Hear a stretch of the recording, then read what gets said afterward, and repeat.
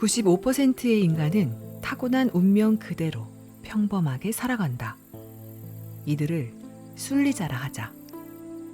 5%의 인간은 정해진 운명을 거스르는 능력을 갖고 있다. 이 능력으로 인생의 자유를 얻고 경제적 자유를 누린다. 정해진 운명을 거역하는 자. 나는 이들을 역행자라 부른다. 안녕하세요. 조이부 카페에 오신 것을 환영합니다. 오늘은 돈, 시간, 운명으로부터 완전한 자유를 얻는 7단계 인생 공략집 역행자라는 책을 가지고 왔습니다. 자청지음 웅진 지식하우스에서 펴냈습니다. 역행자 1단계 자의식 해체. 대부분의 사람들이 인생에서 완전한 자유를 얻지 못하는 이유는 무엇일까? 가장 근본적인 원인은 과잉 자의식이라 생각한다. 아무리 성공한 사람이 옆에 있어도, 아무리 좋은 책을 눈앞에 두어도, 방법을 떠먹여줘도 소용없다.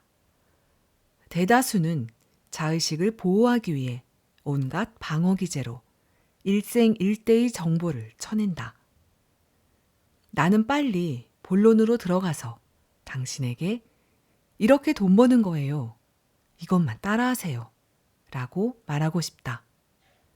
하지만 당신의 방어기제는 내가 전달하려는 정보를 모두 물리칠 것이다. 자의식을 해체하지 않는 이상 그 어떤 발전도 할 수 없다. 대다수의 머리 좋은 사람들이 일정 나이로부터 남탓만 하며 영원히 발전하지 못하는 이유 또한 여기에 있다. 성공한 친구가 정보를 줘도 잘난 척하지 마세요 라고 생각하며 한 귀로 듣고 한 귀로 흘린다. 정보를 듣는 데는 10분만 투자하면 된다. 하지만 자의식은 본인보다 잘난 사람에 대한 거부감을 느끼고 그의 정보를 밀어낸다. 경제적 자유회로 이르는 책을 권해도 아무리 책을 읽어도 안 되는 사람은 안 되더라고요 라고 핑계를 대며 밀어낸다. 본인이 독해력이 없음을 인정하는 걸 자의식은 방어한다. 책 읽기는 길어야 2-3시간만 투자하면 된다. 한 권의 책으로 완전히 인생이 변할지도 모르는 일이다. 하지만 자아가 약간이라도 손상될까봐 온갖 변명을 댄다. 돈을 버는 실질적인 방법론을 눈앞에서 가르쳐줘도 저는 돈보다 중요한 가치가 있다고 생각해요. 안 알려주셔도 돼요. 라고 겸손하게 답한다. 누구보다 돈을 원하고 또 돈 때문에 인생의 자유를 박탈당하고 때로는 돈 앞에서 치사한 행동을 하는 사람조차도. 하지만 의식은 본인이 이런 모순된 사고를 한다는 것을 받아들이려 하지 않는다. 대다수의 사람들은 자의식의 꼭두각시줄에 놀아난다. 이 끈을 잘라내야만 자유로 전진할 수 있다. 자의식은 인간에게 필수적인 심리 기제지만 자유로 가는 거의 모든 길목에서 사람들을 방해한다. 이번 챕터에서는 역행자의 7단계 모델 중 첫 번째 자의식 해체하기를 알아볼 것이다. 자의식이 인간을 망치는 이유. 애초 인간에게 자의식이란 게 왜 있을까? 자의식은 여러 감정과 지식을 엮어서 잘 반응하며 살아남도록 만들어진 진화의 산물이다. 단순한 생물들에겐 자의식이 없다. 에어컨이나 TV 속의 칩이 단순한 동작만 반복하는 것처럼 말이다. 그러나 우리가 쓰는 노트북이나 이보다 복잡한 슈퍼컴퓨터 등은 훨씬 복잡한 운영 체계가 있어야 돌아간다. 자의식이란 고도의 운영체이다.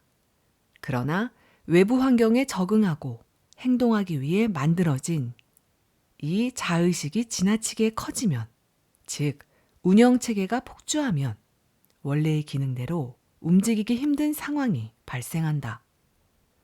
외부 신호를 자꾸 왜곡함으로써 잘못된 판단과 생각에 이르게 하는 것이다.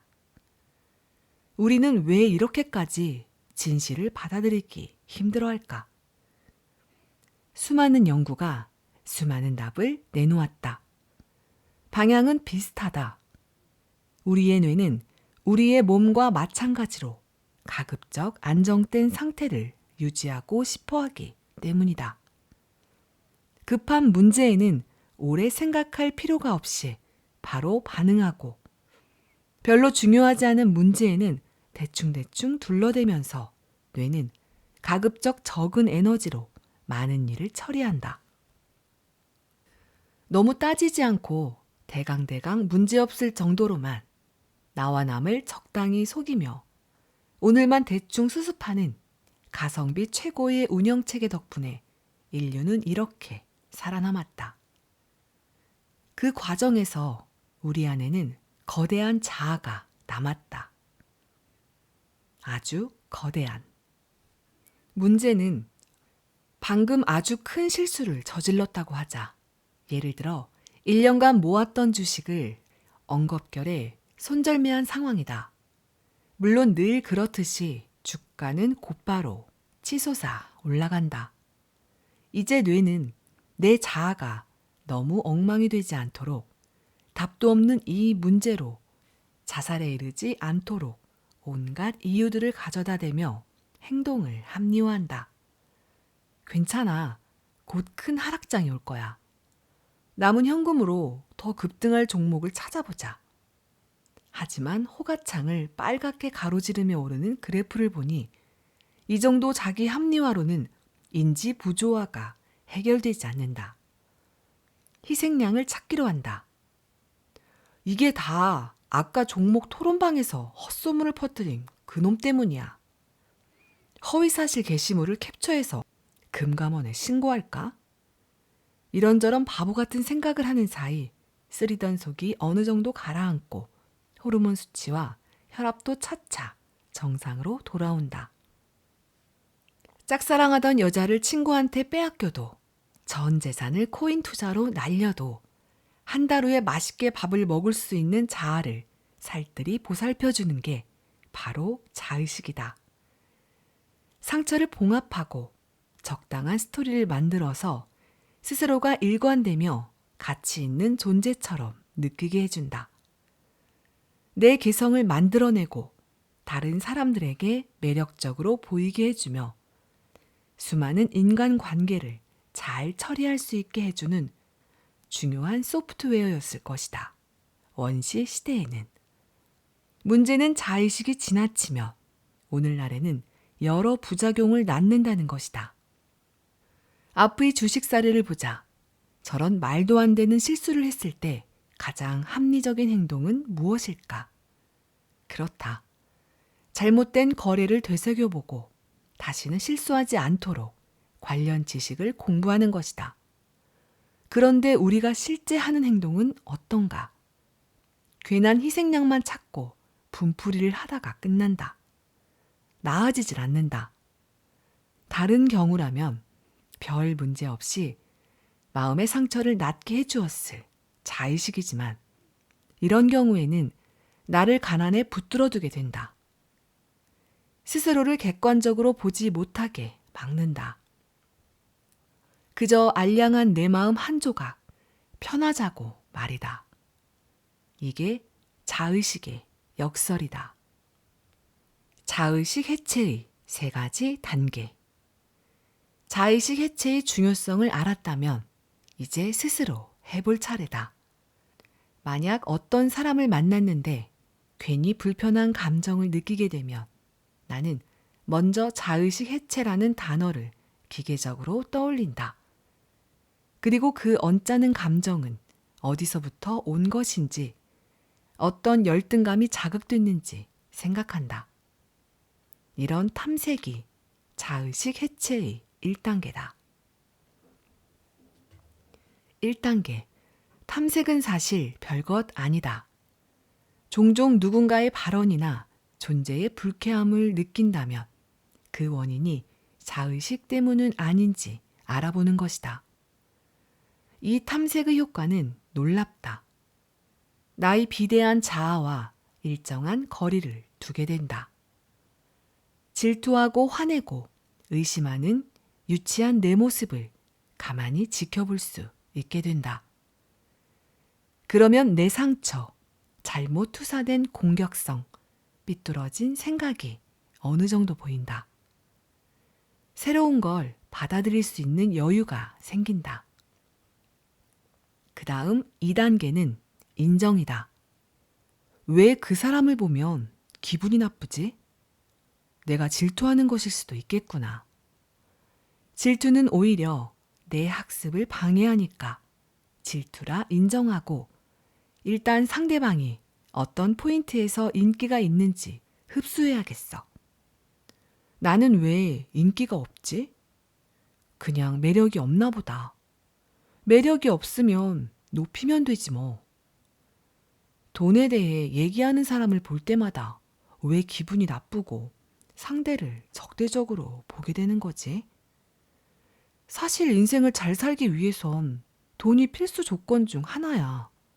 내가 지금까지 이 부분에서 자신이 없으니 회피했던 것 같기도 해. 그럼 지금부터 뭘 해야 할까? 처음엔 좀 유치하고 거부감이 들 수 있지만 몇 번 해보면 재밌다.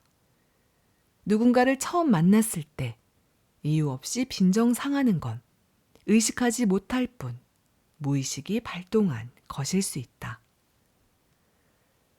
그러면 내 내면에서는 자아를 지키기 위해 이런저런 반응을 펼칠 준비를 한다. 자의식 해체는 2단계로 넘어가지 않기 위한 노력이다. 부풀어 오르는 자의식에서 떨어져 나와서 객관적인 시각을 확보할 수 있다. 마지막 3단계는 전환이다. 이제 과도한 본능의 물결을 잠재웠으니 나에게 유리한 방향으로 틀 때이다. 자의식 해체는 그저 흥분을 가라앉히는 방법이 아니다. 내가 발끈하거나 열등감에 사로잡히는 그 순간을 거꾸로 이용하는 스킬이다. 사소한 잘못을 저질러서 엄마에게 혼날 때 평소에 나도 해보고 싶었던 약속을 해본 적 없는가? 예를 들어 매일 일기 쓰기, 8시 전에 숙제 다 하기 같은 건 말이다. 자의식 해체는 정서적으로도 건강함을 만들 뿐만 아니라 학습력을 크게 향상시키고 의사결정력을 높여준다. 내가 자의식 해체를 제일 먼저 이야기하는 이유는 간단하다. 이게 안 되면 내가 앞으로 말하는 어떤 것도 안 되기 때문이다. 마음의 방어막을 치고 있는데 내 말이 고지 들릴 리 없다. 팔짱 끼고 비웃을 준비를 하는 사람에게 무슨 말이 먹히겠는가? 새로운 걸 받아들이기 위해선 경계면을 말랑하게 만들 필요가 있다. 자의식이 강해져 있는 상태라면 더욱 그렇다. 인생을 허비하는 특별한 방법. 자의식의 폐해에 대해 얘기한 김에 또 하나 중요한 바보짓에 대해서 말해보겠다. 바로 자의식 투영하기이다. 대부분의 인간은 인생을 살면서 여러 번 타인을 롤모델로 삼는다. 어릴 때에는 엄마나 아빠, 학창 시절에는 전교 1등이나 운동 잘하는 친구를 닮고 싶어 한다. 하지만 성장하면서 이런 동일시는 자연스럽게 극복된다. 자아가 자리 잡고 개성이 뻗어 나오면서 다른 사람과 자신을 일체화하려는 유치한 욕망은 수그러들게 마련이다. 그런데 성인이 돼서도 거기에서 벗어나지 못하는 사람들이 아주 많다. 나는 이걸 자의식 투영학이라고 부른다. 앞서 말한 자의식 과잉과 비슷하다. 모두 지나친 자의식과 모자란 자존감 때문에 생기는 일들이다. 나는 더 멋진 사람이고 싶은데 현실은 그렇지 않을 때 그 갭을 억지로 메우다가 생기는 일들이다. 예를 들어 이런 식이다. 현실은 시궁창인데 밤새 게임만 하는 사람. 파티원들에게 형님 만렙 정말 부럽습니다. 라는 말 한마디를 듣기 위해 몇백만 원씩 게임 아이템을 사고 인생을 낭비한다. 매일 인스타그램에 디저트 사진을 찍어 올리는 대학생. 언니, 여기 어디예요? 매일 이렇게 드시는데 왜 자꾸 날씬하세요? 이 한 줄의 댓글을 얻기 위해 신상 맛집 찾아다니며 돈과 시간을 쓴다. 주말마다 등산 가고 사이클 타느라 정작 식구들과는 시간을 보내지 않는 아저씨. 동호회선 회장님 소리를 들으며 돈을 펑펑 쓰지만 아내와 아이들에게는 세상에서 가장 싫은 아빠다. 포털 사이트 뉴스와 게시판을 돌아다니면서 온갖 사안에 아는 척하는 방구석 평론가. 사람들의 좋아요를 얻기 위해 점점 도가 지나치는 글을 남발하고 자기 같은 사람들과 키보드 배틀을 하느라 밤을 새운다. 부질없는 것에 대한 이런 중독과 탐닉은 너무 흔하고 종목도 다양해서 자칫 별것 아닌 것으로 치부하기 쉽다. 하지만 명심하자. 이런 짓들은 대부분 돈보다 중요한 세상에서 가장 귀한 당신의 시간을 갉아먹는다. 뭔가 이루는 것 같지만 사실은 머릿속의 보상회로를 계속 눌러대는 짓이며 스스로를 파블로프의 개로 만드는 한심한 행동이다. 의지를 갖고 운명을 거스르는 인간다운 삶이 아니라 동물이 본능에 충실한 순리자의 삶 그 자체이다. 어서 벗어나라. 스스로 왜 이런 것에 빠져드는지 냉정하게 생각해보라. 그간의 시간이 의미 없었음을 솔직히 인정하고 지금이라도 깨달았음에 감사하자. 자의식을 깨고 나오는 것이야말로 역행자로 가기 위한 첫걸음이다. 자의식을 해체하지 못하는 이상 어린 시절 자신이 그토록 혐오하던 꼰대, 별 볼 일 없는 사람이 되어버린다. 이번 챕터를 넘기기 전 딱 10분만 책을 덮고 산책을 나가는 건 어떨까? 반드시 휴대전화를 두고 나가야만 한다. 나는 어떤 발언에 과민 반응을 하고 기분 나빠할까? 이 행동이 과잉 자의식에서 나온 게 아니었을까? 자의식 상처를 막기 위한 행동 아니었을까? 걸으면서 이러한 질문들을 곰곰이 생각해보자. 걸음은 좋은 아이디어를 도출하는 최고의 방법 중 하나이다. 역행자 2단계 정체성 만들기. 자수성가한 사람들의 스토리를 보다 보면 일생을 변화시킬 만한 정체성이 완전히 바뀌는 사건이 등장하곤 한다. 어머니가 돌아가실 때 너만큼은 부자가 되었으면 한다 하고 유언을 하셔서 그때 크게 각성할 수 있었어요. 아이 둘을 낳았는데 분유 먹일 돈은 없고 회사에서 학대받으며 간신히 200만 원을 받으니 자살하고 싶은 마음이 컸어요. 정말 한강까지 갔는데 거기서 저 스스로 완전히 달라질 거라고 다짐했어요. 여자친구의 친구들과 어머니가 저를 너무 싫어했어요. 저를 고졸 양아치 취급하는 게 너무 화났고 결혼을 가로막는 것에도 화가 치밀었어요. 엄청나게 성공한 사람이 되고야 말리라. 그때 다짐했어요. 하지만 우리 모두가 이런 큰 변화의 계기를 만날 확률은 극히 낮다. 또한 운 좋게 이런 계기를 만났다고 해도 기회로 생각하지 못하는 사람들도 많다. 스스로를 불행한 인간이라고 자조하기에 딱 좋다. 그러나 크게 성공한 수많은 사람들이 입을 모아 말하듯이 이런 결정적 사건들은 인생을 바꾸는 계기가 되곤 한다. 극한의 불행을 역전의 계기로 바꿔낸 역행자들은 그래서 드라마틱한 스토리를 갖고 있을 때가 많다. 그렇다면 자수성가한 사람들이 겪는 엄청난 사건, 정체성을 바꾸는 사건을 인위적으로 만들어낼 수 있다면 어떨까? 0.1%만이 겪는 대사건을 만들어낼 수 있다면 내 정체성을 드라마틱하게 바꿀 수 있지 않을까? 나는 그것이 가능하다고 생각하고 이걸 정체성 만들기라고 말한다. 이 정체성 이론은 역행자가 되는데 매우 중요한 스킬이다. 정체성 변화는 좌절, 열등감, 생존 위기, 동기부여, 책 등 다양한 계기로 일어난다. 아마 지금 이 책을 읽고 있는 당신도 난 어떻게 정체성을 변화시킬까 고민할 거라 생각한다. 딱히 고민할 필요 없다. 이 책을 읽고 있는 것만으로도 이미 정체성은 변하고 있다. 아직까지 이 책을 덮지 않고 내 얘기를 진지하게 읽어주고 있다면 앞에서 나의 지질한 과거를 읽으면서 이랬던 사람도 책을 읽고 변했는데 나도 할 수 있지 않을까?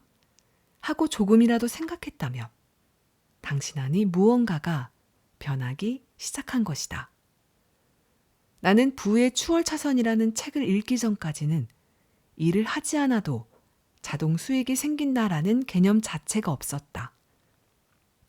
돈은 그저 내가 열심히 일한 순간에만 생기는 줄 알았다.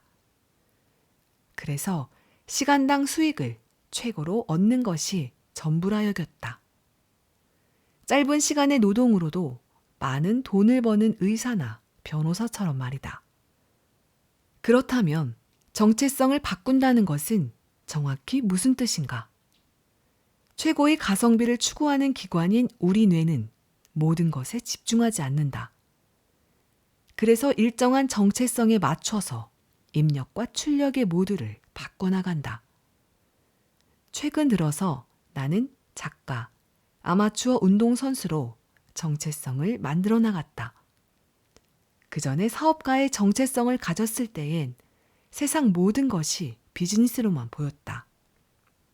식당에 가도 편하게 밥을 먹지 않고 메뉴와 테이블 수, 직원 수, 고객 회전율을 계산하느라 바빴다. 카페에 가면 그곳의 사업 구조와 순수익을 분석하곤 했다. 하지만 최근 작가로서의 정체성을 바꾼 후에는 누군가 사업 얘기를 하면 심드렁해지게 되었다. 대신 매일 스포츠 관련 영상을 보고 골프와 테니스를 치며 글만 쓰고 있다. 재작년의 나와 현재의 나는 절반쯤은 다른 사람이라고 할 만하다. 정체성이란 인간의 삶을 송두리째 바꿀 정도로 중요하다. 정체성 소프트웨어 설치하기. 나의 계열사 중 한 곳의 사업 대표를 맡고 있는 윤주와 보름간 터키로 여행을 갔었다. 윤주는 여행 내내 틈이 날 때마다 전자책을 읽었다. 비행기 대기할 때, 음식이 나오기 전, 택시를 탈 때 등 틈만 나면 읽었다. 그렇다고 이 친구가 학자나 모범생 스타일이라고는 할 수 없다. 누구보다 노는 것을 좋아하는 쾌락주의자에 속한다. 놀 땐 화끈하지만 시간이 날 때마다 책을 읽으며 사업에 대한 아이디어를 나에게 던졌다. 터키에서 윤주는 하루에 2권의 책을 해치웠다. 그 모습을 보면서 나는 독서에 관한 소프트웨어 일부를 변화시키기로 결심했다. 원래의 내 생각은 이랬다. 사람들에게서 전자책에서 느낄 수 없는 종이 물성이 좋다라는 말을 자주 듣다 보니 나 또한 영향을 받아 종이책을 고집했다. 완벽히 집중할 수 있는 상황을 만들어서 책을 읽는 것만이 유의미하다. 휴대전화로 전자책을 읽는 건 별로 도움이 안 될 거야. 틈날 때마다 읽는 전자책은 오히려 나의 집중력을 방해할 거야. 스스로 생각의 제약을 걸고 있었다. 심지어 휴대전화로 전자책을 읽는 건 4년 전에 내가 윤주에게 권하던 방식이다. 그러나 나는 온갖 핑계로 책은 완벽한 환경에서 읽어야 해 라는 생각으로 나를 제한했다. 나는 윤주를 보면서 전자책을 읽는 사람으로 나의 소프트웨어, 정체성을 변화시켜야겠다 라고 다짐했다. 그리고 여행 중에 하루 한 권씩 휴대전화로 전자책을 읽었다. 과거의 나였다면 저건 내 스타일이 아니야. 나는 할 수 없는 일이야. 라고 했을 텐데 정체성 이론을 알고 있었기 때문에 나는 틈날 때마다 전자책을 읽는 사람이야. 라는 소프트웨어를 설치했다. 종종 사람들은 나는 MBTI가 I형이라서 내향적이야. 나는 신경성이 높아서 예민해. 나는 공운동은 못해. 나는 A형이라 소심해. 라고 본인을 틀에 가둬버리곤 한다. 정체성을 변화시킴으로써 본인만의 틀을 깨버려야 한다. 정체성을 본인의 한계에 가두는 건 순리자들의 특징이다. 이제 정체성 변화가 얼마나 중요한지는 충분히 이야기했다.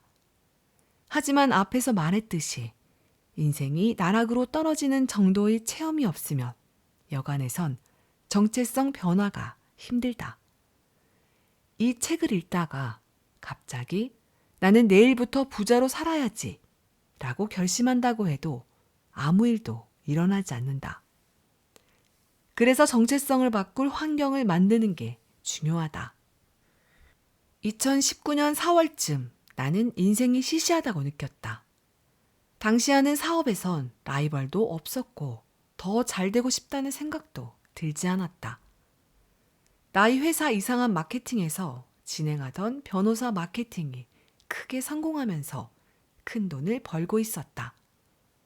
재회 상담 사업도 안정적으로 잘 굴러가고 있었다. 하지만 그냥 여기에 안주하면 다시 그저 그런 사람이 될 것 같았다. 나는 뭔가 다른 정체성을 찾아야 했다.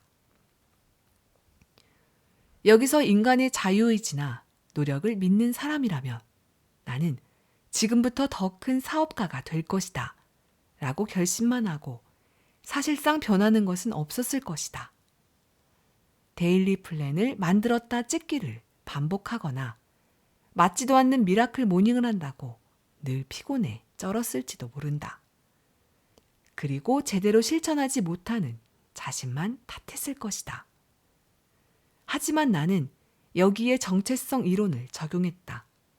나는 스스로의 자유의지나 노력 따위를 믿는 대신 나는 멋진 사업가다 라는 정체성을 강제하는 환경을 갖추기로 결심했다. 그게 바로 유튜브였다. 그건 일종의 배수의 진이었다. 유튜브에서 사람들에게 희망을 주는 창업가, 연봉 10억 사업가, 자수성가 청년이라고 어그로를 끌면서 성공하는 법에 대해 이야기한다면 어떨까? 그러면 내 정체성은 사업에 성공한 인플루언서로 변할 거라 생각했다. 사람들은 나를 성공한 사업가로 알게 되고 여기저기서 내 이야기가 오가게 될 것이었다.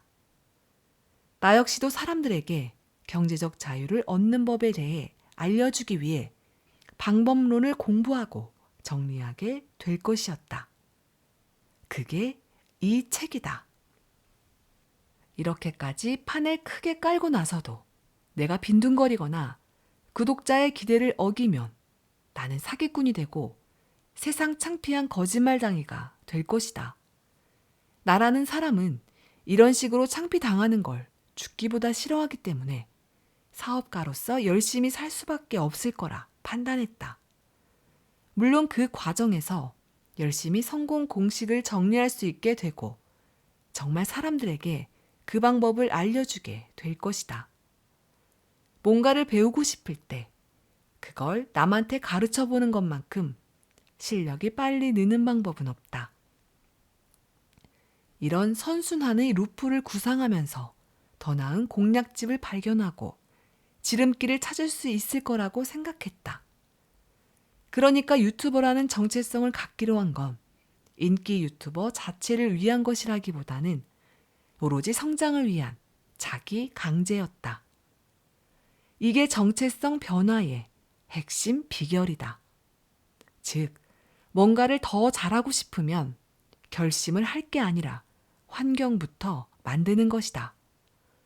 자동으로 움직일 수밖에 없도록 세팅을 하면 나는 저절로 열심히 살게 된다.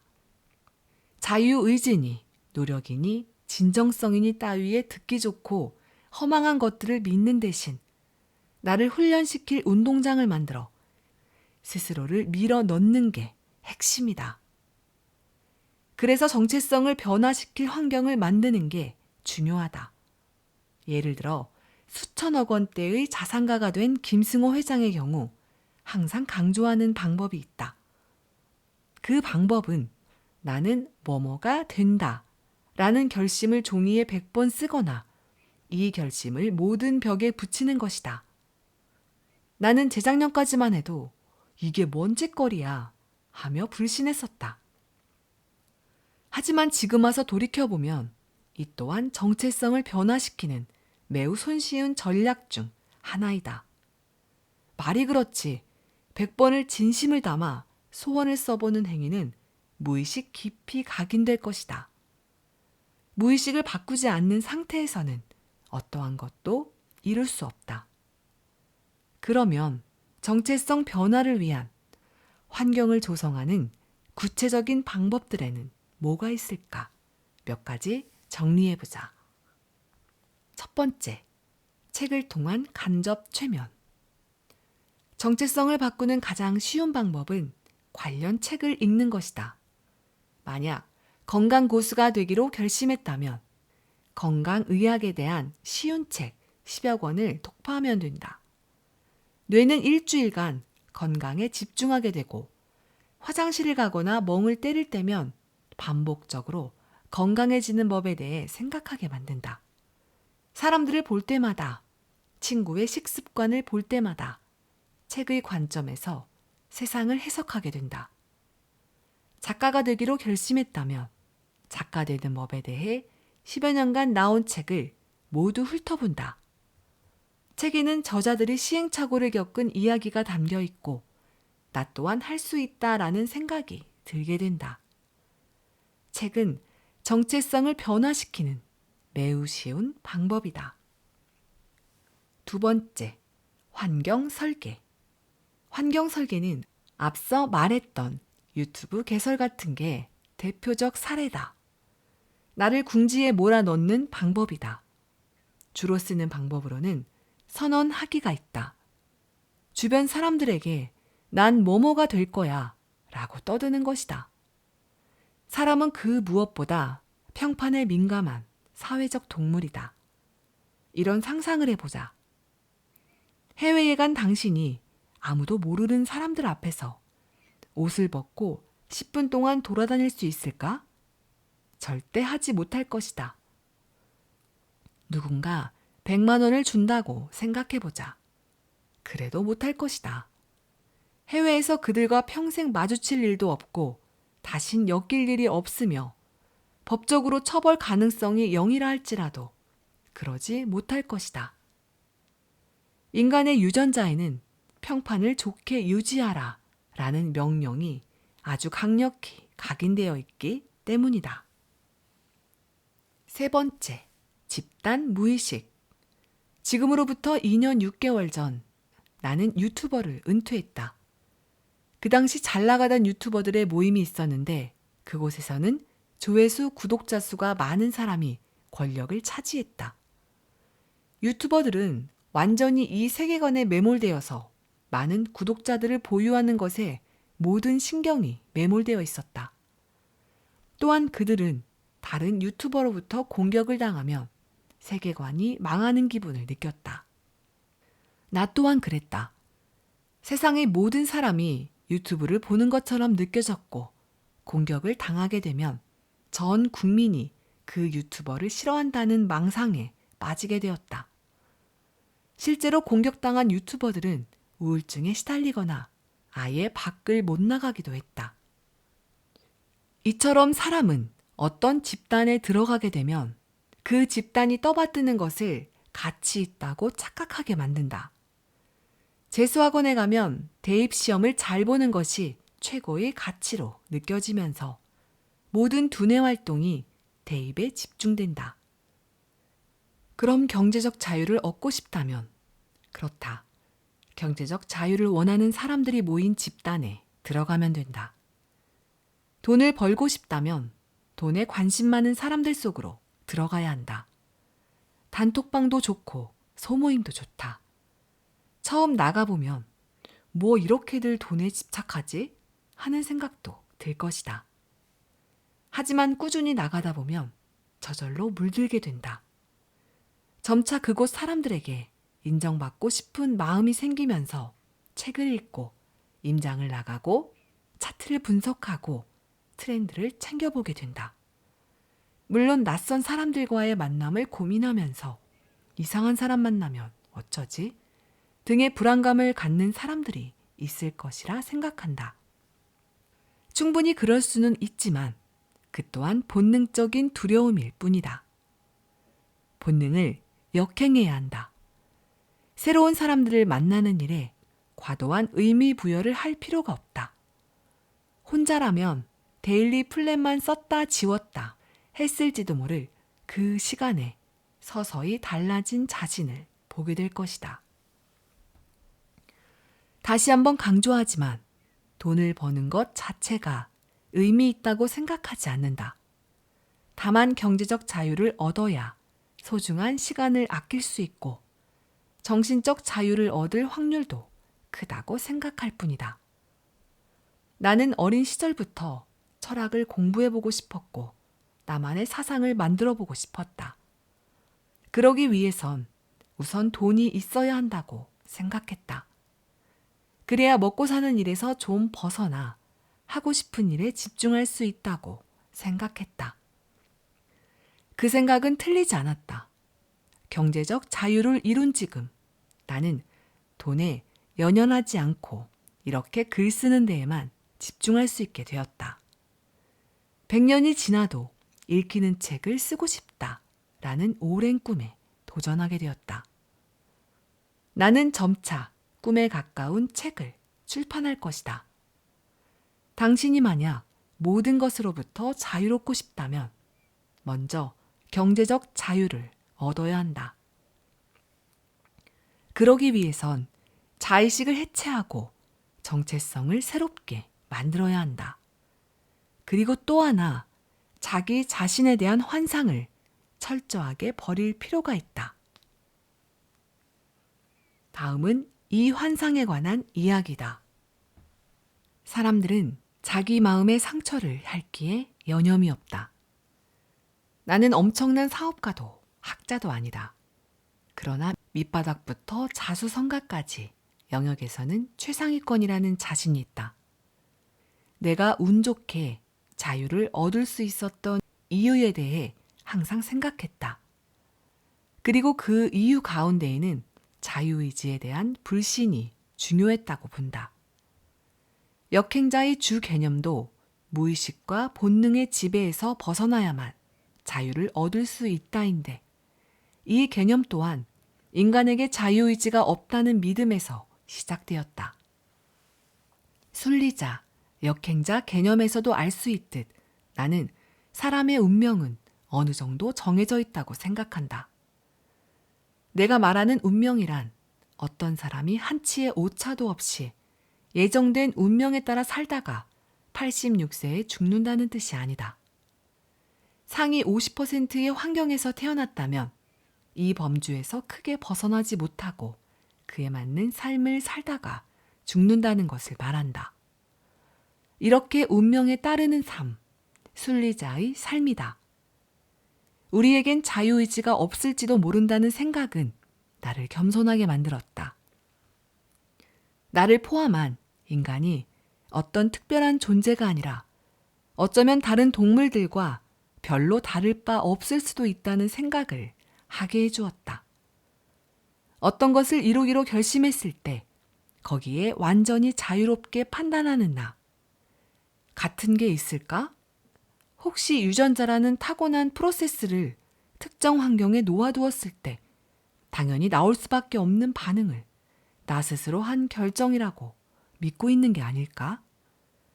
나는 내 나이대에서 0.01%에 들어갈 수익을 얻고 있다. 그리고 100여 명에 이르는 직원들의 리더이기도 하다. 사무실 임대비만 매달 3천만 원 넘게 나간다. 그리고 자기계발 유튜버로서도 꽤 유명했었다. 그러니 사람들은 내 일 처리가 완벽할 거라 생각하지만 사실 나는 매우 미숙한 사람이다. 가까운 직원들은 잘 알겠지만 매번 허당짓을 반복하고 물건을 놓고 나오거나 태블릿 PC를 잃어버리기 일수다. 항상 일처리 기일을 못 맞추며 약속 시간에 늦는다. 나는 내가 멍청하고 평범한 사람일 뿐이란 걸 인정한다. 오히려 그렇기에 스스로 잘 운전할 수 있는 방법을 찾는다. 나라는 인간이 매번 하는 결심과 다짐, 자만심 따위에 귀 기울이지 않는다. 자의식이 강한 사람들은 다르다. 나는 특별해. 이제까지 이렇게 잘 된 건 다 내 의지와 선택 덕분이야 라고 생각한다. 그리고 대다수는 자신의 머리만 믿고 두 번째, 세 번째 사업을 하다가 망한다. 자기 아이디어가 정말 특별하다고 믿기에 사업을 하면 반드시 성공할 거라 착각한다. 결과는 빚만 남게 된다. 이는 모두 본성과 유전자의 꼭두각시가 되었기 때문에 초래된 결과이다. 스스로 그저 생물학적 기계에 불과하다는 걸, 잘된 일도 어쩌면 운 때문이었다는 걸 인정해야 한다. 본인이 수많은 결점을 지닌 존재라는 것을 인정할 때 오히려 탁월한 사람이 될 수 있는 가능성이 열린다. 내가 지금껏 결심을 안 해서 그렇지. 진짜 독하게 한번 마음만 먹으면 뭐든지 할 수 있어. 그럴까? 아니다. 예전의 나를 포함한 대다수 인간의 착각이다. 말했듯이 진짜 독한 마음을 먹는 경험은 죽음 직전에나 가야 할 수 있는 것이다. 그런데 이렇게 자기가 마음만 먹으면 뭔가를 할 것처럼 착각하는 사람들은 늘 거창한 목표를 세운 후 실패하고는 자의식을 보호하기 위해 방어 기제를 펼치는 일을 평생 반복한다. 내가 심리학을 배우고 내린 결론이 하나 있다. 인간은 목표를 세우고 달성하는 그런 똑똑한 생물이 아니라는 것이다. 정말 특별한 극소수 사람을 제외하면 목표라는 추상적인 개념을 뇌가 강렬하게 붙들고 있을 수 없다. 인간의 뇌는 추상적인 미래보다 현재에 집중하게끔 진화됐기 때문이다. 그렇다. 원래 뇌는 걷거나 달리고 먹이를 잡아먹고 짝을 찾아 번식하는 일을 하기 위한 기관이다. 현대 사회에서 필요한 미래를 위한 계획, 투자, 노력 같은 걸 잘하기 위해 만들어진 기관이 아니다.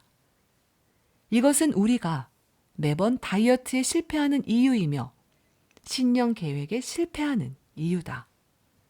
그토록 본능을 이기기 어려운 이유다. 사람들은 하고 싶은 게 생길 때마다 허황된 목표를 세우고 항상 실패한다. 실패 후에는 자의식을 보호하기 위해 변명하기 바쁘고 남 탓, 환경 탓을 하며 자위를 한다.